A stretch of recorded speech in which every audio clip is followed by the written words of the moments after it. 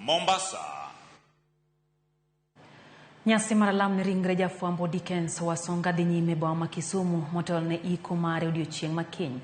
Jofwambo, jotelo kod wede ochopo mar kuyo kod anyuola mar Dickens watudore achiel kachiel gi reporter marwa Millicent Adhiambo mantiere Kisumu awinje ler kotenore gi mago madhi mbele. Millicent, ageno ni in makare, nyiswa ni to osebedo nade nyaka ne gol ringre Dickens wasonga okinyi ma kawuono koteri e kar lamo ka bende koro ikruok ne ik mare. Millicent.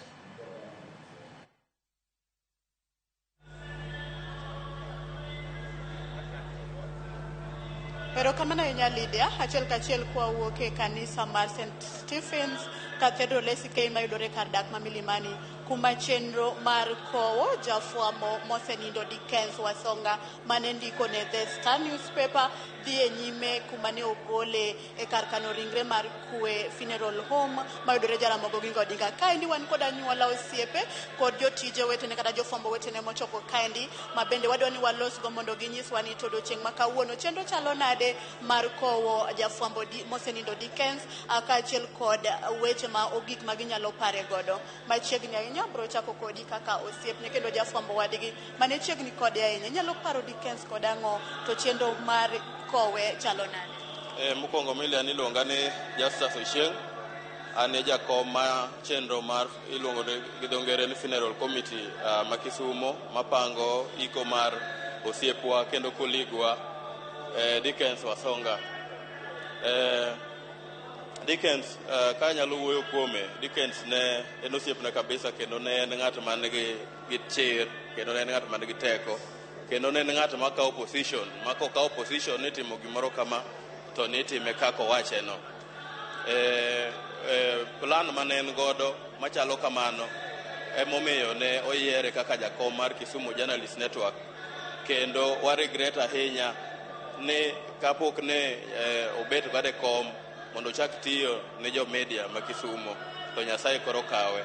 Onge mana gima wanyalo timo, waduoko mana Nyasaye erokamano to wakwayo mondo familia mare bende obed gi kwe. Koro kaluwore gi chenro mar iko kaka koro kowuok e kanisa ka St. Stephen SK Church jochomo bondo dhano dhi gweng' mar Uyawi Olago Kamkwaya kama ik ne biro timore odiochieng' makiny. To wakwayo ne wawinjo ka josiasa mamoko chalo ka gima chiko lweny e liend osiepwani. Wakwayo josiasa gisekonyo wandi kendo osiepo osekonyo wandi kendo well wishers osechung' kod wandi. Waduoko ni gero kama ahinya lakini ka wachope liel wakwayo mana kwe kik ng'ato bi liendno gi paro moro mopogore. Wakwayo mana kwe mondo wakow osiepo wandi gi kwe mago kende madawache. Machiegni kaka owadgi Dennis inyalo pare kod ang'o tun kaka familia en gap mane moweyo kaka familia man? Nyinga en Dennis Okelo ibo mia nafasi alos gi Kisungu Kuten. We are very grateful to everyone who has sent us words of condolence. It's actually quite overwhelming. The family is very grateful. And right now, having lost one of the key sons in our family, we are very keen to have a very peaceful send-off. We welcome everyone who wants to come and help us to give him his final resting place. We remember him as a very strong person. For us, he was a leader in the family. He would give us direction. And based on his teachings and his guidance, we are strong now. We're in a good place. Machiegni ahinya manager mar boma ma Kisumu Dickens nosiepi ahinya to bende nutiyo tije mang'eny ahinya. Inyalo pare kod wach mane ma in go kod ne oganda? Dickens wasonga ne en journalist ma riek kabisa.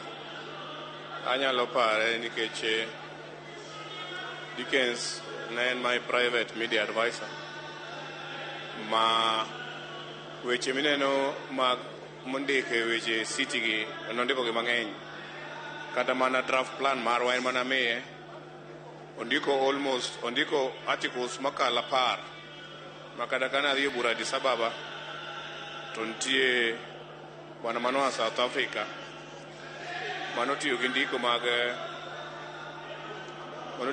mag Dickens ma Dickens not describe Kisumu kabisa kaka plan ma Kisumu dwa bet kendo en mano miyo ndiko mang'eny mane other journalist ndiko Kisumu ne kao information ne wuok kuome, kendo kana samoro kwaneno ka weche nitie nwabet kode for a long time, kata mtoka monege no nosetinga dinga indi nwabet kode for a long time. To gima dwa kwayo ganda kaka kawuono wabet gi kwe kanisa kae kwasomo Mr. Dickens e kaka kuodhi obed dala gi sakwa nang'. Nitie gimoro tinde timre ka maka ji dhi e liel to ji koro chako solo ji, iluongo ni bogeyman. Iting'ro ji gi buses koa Kisumu, ting'o ji gi buses koa Kisumu, ting'o ji gi buses koa kumoro mabor, ni koro ibiro, ni koro udhi piem e ginene, udhi piem e heckling.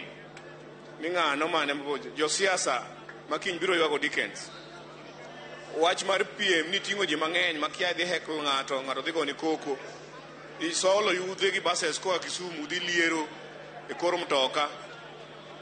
Kama gik bibiro timo ka Dickens iwawe nikech mago gik ma ok wadwa. Wadwa ni kiny en lige obed gi kwe, wach mag ting'o bogeyman, solo ji gi heckling gi go koko. Kiny wae uru, kiny wakoru Dickens gi kwe.